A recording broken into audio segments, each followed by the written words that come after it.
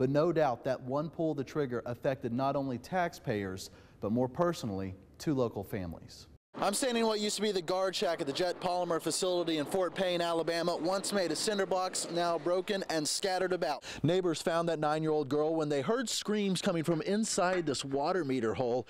Hours after a rock slide crushed this catch fence, rocks continue to fall in spurts. From one side, it's Lake Resort Drive, but then the other side, completely covered in snow. And if you knock that down, well, there's still a thick layering on it. For a tractor trailer jackknife carrying 41,000 pounds of bottled water earlier this morning. This is not expected to be cleared up till about 10 a.m. It is affecting traffic. This is the house where young DeMarcus was found dead. His aunt was the last person to see him alive. I just spoke to a woman standing in the front yard who said it's another nightmare she has to live through and referred us to her attorney. I just looked up moments ago and saw that there's this working flame here on the 3rd floor of this apartment unit. You need to go easy on the brakes and stay in low gear because we have seen that numerous times and you just saw it for yourself this morning. Well, Greg and Cindy, acting on a tip, we made close to a dozen open records requests for this story and reviewed hundreds of internal emails. Whether his license is considered the more permanent revocation or the more temporary suspension, the bottom line is he should not have been driving. And what we found is a lack of checks in the system, both at the state and local levels. And our investigation got results. Imagine driving down the road and getting pulled over by the police. Admittedly, you're speeding, you get a ticket, and you go on your way. But imagine if that officer was driving on a revoked license and wrote you a ticket for breaking the rules of the road while he, too, was violating a traffic law. Oh, my goodness, I didn't know that. It happened to Harry Swanger last fall when Chattanooga police officer Lee Mayweather gave him a $119 speeding ticket. What he didn't know at the time is something Channel 3 uncovered. And especially surprised to learn that he didn't have a valid driver's license. In Tennessee, revoking your driver's license is a last resort when you are late paying child support, and it will remain suspended until the child support issue has been handled. In this case, the Department of Safety says Officer Mayweather had his license suspended in July of 2012 and reinstated in March of 2014. I find it hard to fathom that something like this could fall through the cracks for more than 6 months at a time. Sam Mars, administrator at Hamilton County Juvenile Court, is shocked by the findings.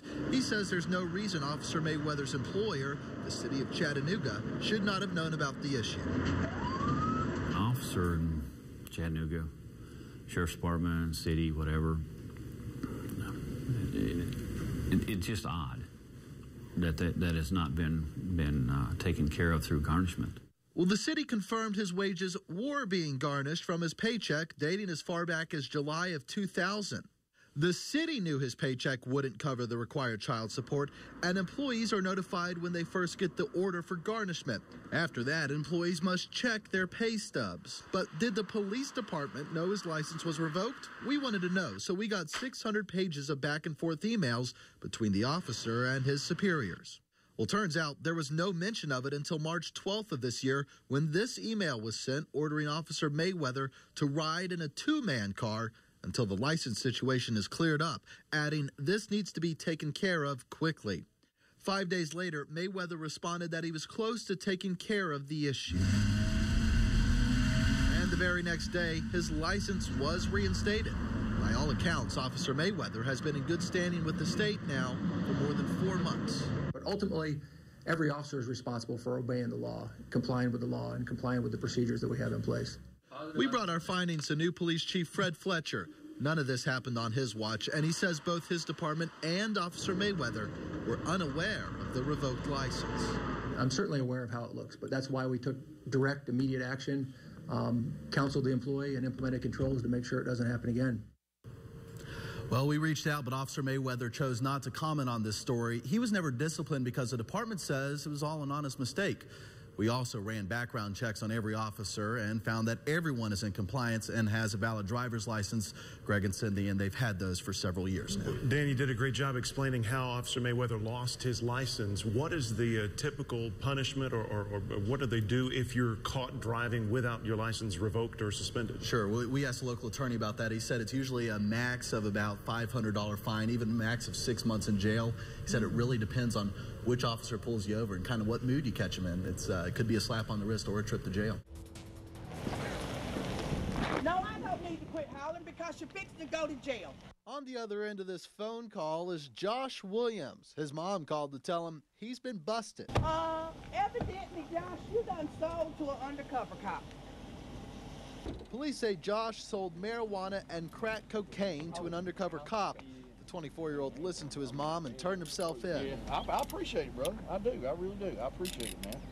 I'll keep going. They're not there. Detective Jim Shaw with Etowah PD has been working on this operation since January. Crack cocaine, methamphetamine, and any type of prescription pill you can think of, anything from morphine to a Xanax. Police say even some parents sold around their kids. All drugs, all ages. The youngest arrested was 19, the oldest 64. Here's Jeremy Williamson. Police say he was selling pills. What'd you get in trouble for? After passing our camera, investigators swabbed their skin to test for drugs, then haul them off to jail for booking. Not a new process for some. Some of them are repeat offenders. We had 4 of them that were on state probation, and so now their probation is being violated. Remember Josh Williams?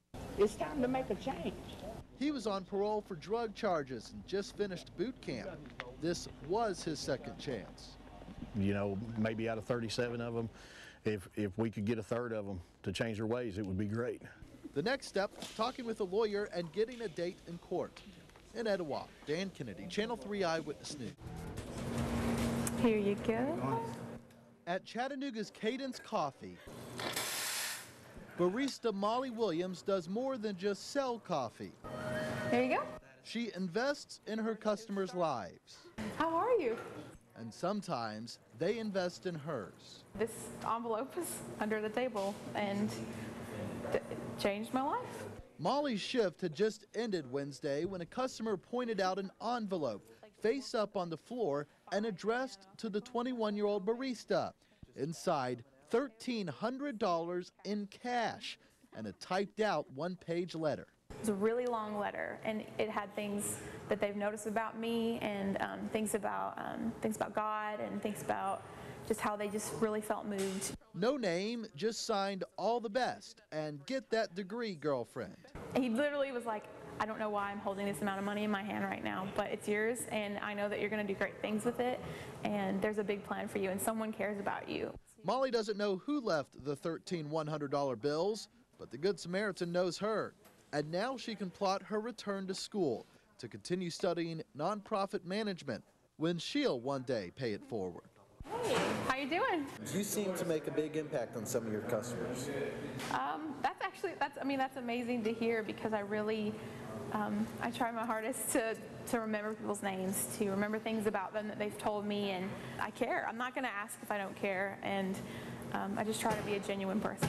Molly's story, proving that a small investment in someone's life can have a big return. All right, here you go. Thank you very much. See you guys. In Chattanooga, Dan Kennedy, Channel 3 Eyewitness News.